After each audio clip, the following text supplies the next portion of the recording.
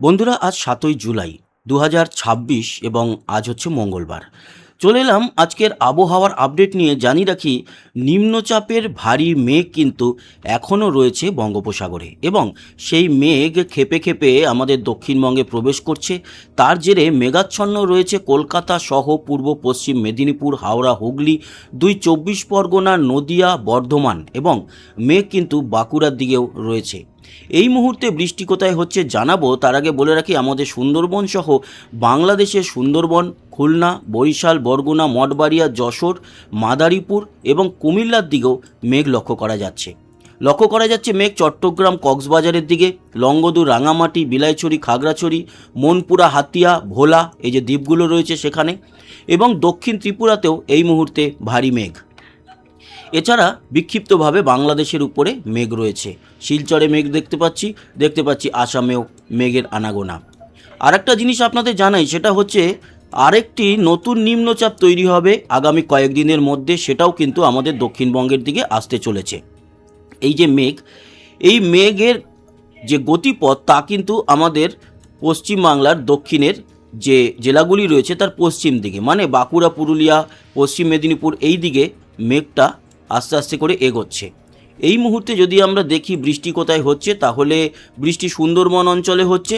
বাকি অঞ্চলগুলোতে মেঘ থাকলেও বৃষ্টি খুব একটা এখন দেখা যাচ্ছে না। তবে বাংলাদেশের সুন্দরবন, শ্যামনগর, মোংলা, পটুয়াখালী, বরগুনা, হাতিয়া এবং নোয়াখালী, চট্টগ্রাম, কক্সবাজারে অবশ্য সেরকম একটা নেই, এবং রাঙামাটি, লংগদু, এই অঞ্চলগুলোতে এই মুহূর্তে বৃষ্টি দেখা যাচ্ছে। দক্ষিণ ত্রিপুরাতেও খানিকক্ষণ বাদে বৃষ্টি শুরু হবে এবং বিক্ষিপ্তভাবে বাংলাদেশে বা মধ্য বাংলাদেশে কিশোরগঞ্জ, গাজীপুর, টাঙ্গাইল, এই অঞ্চলগুলোতেও বৃষ্টি দেখতে পাচ্ছি।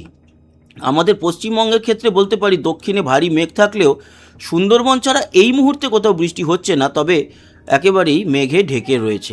এ তো গেল এই মুহূর্তের পরিস্থিতি। আবহাওয়ার সতর্কতা বলতে আজকে কিন্তু উত্তর দিনাজপুর, শিলিগুড়ি, আমাদের উত্তরবঙ্গের কিছু জায়গায় হলুদ সতর্কতা রয়েছে, আর ত্রিপুরাতে হলুদ সতর্কতা আমরা লক্ষ্য করতে পারছি। এবার আসবো বৃষ্টি ও বজ্র মুডে। আপনাদের দেখাই, আজকে কিন্তু বৃষ্টি আছে সুন্দরবন অঞ্চলে এবং এখানে কাকদ্বীপ সহ ক্যানিং, এই অঞ্চলগুলো, রায়দিঘি, এই সমস্ত জায়গায়, সাগর, তারপর বকখালি, এই জায়গাগুলোতে মোটামুটি ভালো বৃষ্টি আজকে। এছাড়া নদিয়া জুড়ে আজকে ভালো বৃষ্টি দেখা যাবে।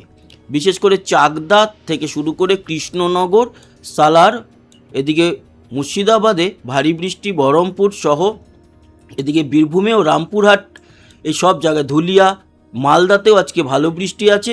এবং পরবর্তী সময় আমরা যদি দেখি, এই বৃষ্টির মেঘটাই খানিকটা উত্তর দিকে সরে মালদা সহ দুই দিনাজপুর এবং রাতের দিকে উত্তরবঙ্গেও বেশ ভালো বৃষ্টি আছে প্রতিটি জেলায় আজকে।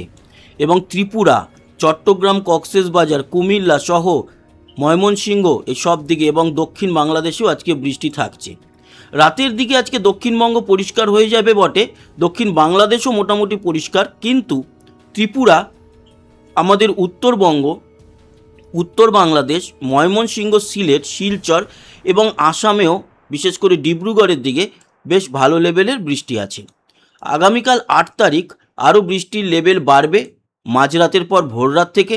উত্তর ও দক্ষিণ দিনাজপুর, মালদাতে ভালো বৃষ্টি, দক্ষিণবঙ্গ পরিষ্কার থাকবে। দক্ষিণ বাংলাদেশ পরিষ্কার থাকলেও এদিকে কক্সবাজারের দিকটায় বেশ ভালো বৃষ্টি, এবং ত্রিপুরা আর বাংলাদেশের রংপুর, দিনাজপুর সহ ময়মনসিংহ, সিলেট, শিলচরে ভালো বৃষ্টি আমরা দেখতে পাচ্ছি। আগামীকাল ৮ তারিখেও কিন্তু এই বৃষ্টির প্রভাব ভালোই থাকছে। ৮ তারিখ দুপুরের দিকে আমাদের দক্ষিণে হালকা পাতলা বৃষ্টি, রাতের দিকে পরিষ্কার, উত্তরের বৃষ্টি আরও বাড়বে প্রতিদিনই।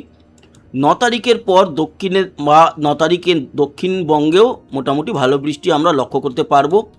১০ তারিখেও কিন্তু ভারী বৃষ্টি আছে।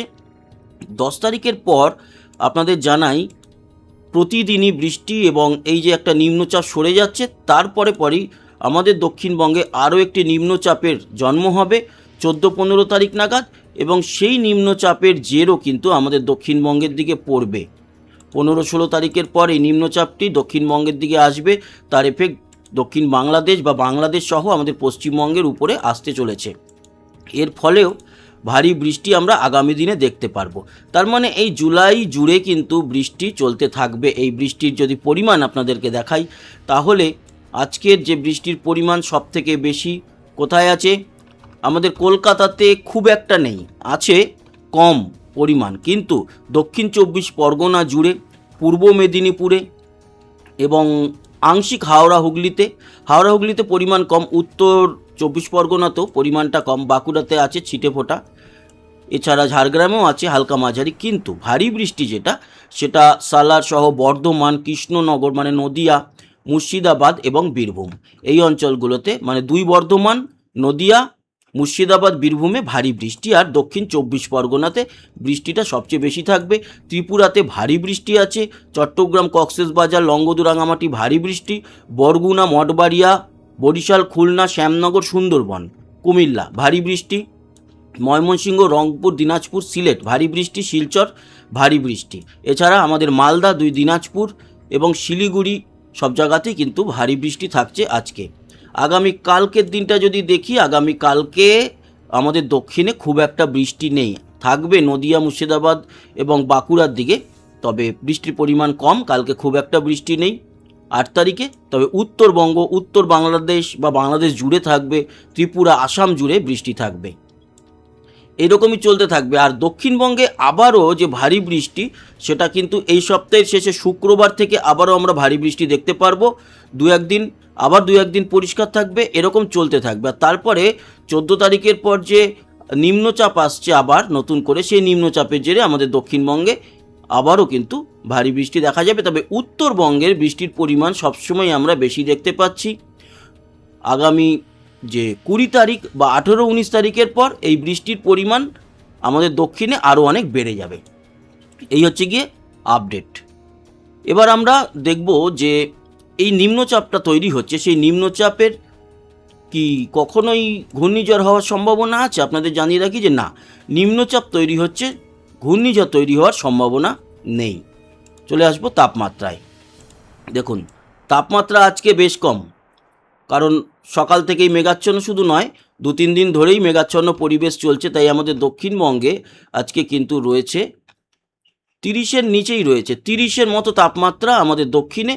উত্তরে মালদায় 28, বাকি 29-এর মতোই রয়েছে, 29-30-এর মধ্যে শিলিগুড়ি, রায়গঞ্জ বা উত্তর দিনাজপুর, আলিপুরদুয়ার, কোচবিহারের দিকে 32।